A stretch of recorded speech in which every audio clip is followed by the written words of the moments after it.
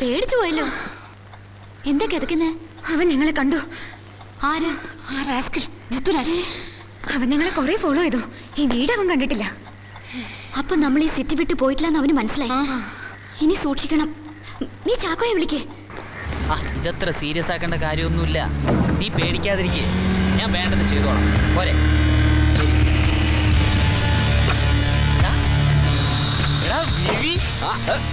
എത്ര നാളായിടെ കണ്ടിട്ട്. എടാ നീ എന്നെ മറന്നില്ല. അപ്പോ നീ മാത്രമായിരുന്നു കോളേജിൽ എന്നെ ബീവി എന്ന് വിളിച്ചിരുന്നത്. ഈ വിനോദ് വർഗീസിനെ മതി പഠിത്തൊന്നും പറഞ്ഞ് ഇറങ്ങി പോയിട്ട്. ഇപ്പൊ എന്താ നിന്റെ പരിപാടി? എന്ത് പരിപാടിയടാ? വീട്ടുകാരുടെ സ്വത്തൊക്കെ ഇങ്ങനെ തിന്ന് ഒഴിച്ച് നടക്കുന്നു. അതുകൂടാതെ ചെറിയ ഫൈനാൻസ്, ചില നമ്പർ 2 ബിസിനസ്, പിന്നെ അതൊക്കെ തിരിച്ചു പിടിക്കാൻ വേണ്ടി ചെറിയ ലോ ആൻഡ് ഓർഡർ ലംഘനം. പറയടാ, പിന്നെ എന്തുണ്ട് സമാചാരം? അളിയാ, നിന്നെ ഞാൻ കണ്ടത് കറക്റ്റ് ടൈമില്ല. എന്താടാ പ്രോബ്ലം വല്ലതും ഉണ്ടോ? എന്റെ വുഡ് ബി പഠിക്കുന്ന ഇവിടുത്തെ കോളേജിൽ അവളുടെ പിന്നാലെ ജിത്തുലാൽ എന്ന പേരിൽ ഒരു കൊച്ചു വായി നോക്കി. അവനെ നമുക്കൊന്ന് കാണണം. ജിത്തുലാലോ? അതാരടാ ഈ കക്ഷി? വാ പറയാം.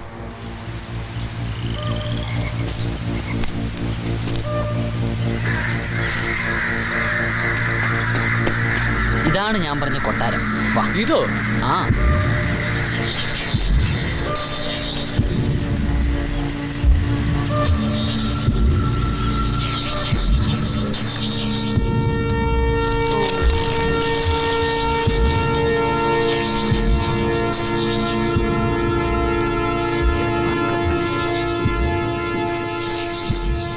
ഇവരെ താമസിപ്പിക്കാൻ പറ്റിയ ഏറ്റവും സേഫായ സ്ഥലം ഇതാ.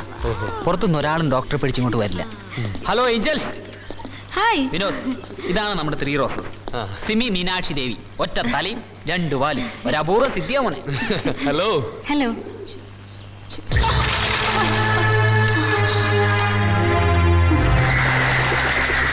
ചാക്കോ വന്നൊരു ആവശ്യം പറഞ്ഞ എങ്ങനാ പറ്റില്ല എന്ന് പറയാ? ഇന്നു മുതൽ എന്റെ പിള്ളേരുണ്ടാവും ഈ വീടിന് ചുറ്റും. പിന്നെ ഇതിനകത്ത് കിടക്കണമെങ്കിൽ അവർ സമ്മതിക്കണം. അതുപോലെ ആരാ പുതിയ അതിഥി? തമ്പുരാട്ടി, ഇതെന്റെ സുഹൃത്താണ് വിനോദ്. ഇറങ്ങടോ. ഞാൻ അറിയാതെ ആരും വീട്ടിൽ പ്രവേശിക്കുന്ന എനിക്ക് ഇഷ്ടമല്ല. തമ്പുരാട്ടി, ഇവൻ. എക്സ്ക്യൂസ് ഒന്നും എനിക്ക് കേൾക്കണ്ട. തമ്പുരാട്ടി. എന്താടാ ഞാൻ വന്നത് പ്രശ്നമായോ? തമ്പുരാട്ടി ഒരു പ്രത്യേക ടൈപ്പാ. ഇപ്പൊ നമുക്ക് പോവാം. പോയേക്കാം അല്ലേ? പോട്ടെ, പോയിട്ട് വരാം. സോറിടാ. തമ്പുരാട്ടി ഭയങ്കര ദേഷ്യത്തിലാണ്. നീ ചെന്നത് തണുപ്പിക്കാൻ. ഒന്ന് പോയി നോക്ക്.